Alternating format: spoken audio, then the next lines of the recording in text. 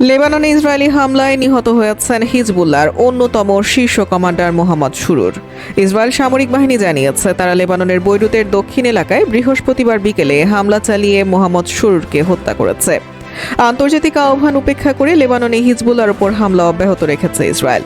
বৃহস্পতিবার ২৬ সেপ্টেম্বর রাজধানী বৈরুতে হিজবুল্লাহর অবস্থান লক্ষ্য করে বিমান হামলা চালায় ইসরায়েল। এতে নিহত হন মোহাম্মদ সুরুর। তিনি হিজবুল্লাহর বিমান বিধ্বংসী ইউনিটের প্রধান ছিলেন। বিষয়টি নিশ্চিত করেছে বার্তা সংস্থা রয়টার্স। মূলত লেবাননের হিজবুল্লাহ নিয়ন্ত্রিত এলাকাগুলোর আকাশ প্রতিরক্ষা ব্যবস্থা তদারকির দায়িত্বে ছিলেন তিনি।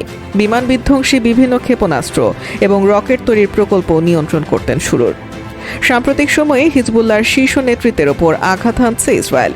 মঙ্গলবার ক্ষেপণাস্ত্র বিভাগের প্রধান ইব্রাহিম কুবাইসিকে গত শুক্রবার সামরিক অপারেশনস ইব্রাহিম আকিলের ওপর হামলা চালিয়ে উভয়কে হত্যা করে ইসরায়েল। ইসরায়েল বৃহস্পতিবার লেবাননের বিভিন্ন স্থানে হিজবুল্লাহর ২২০টি টার্গেটে আঘাত হানার দাবি করেছে।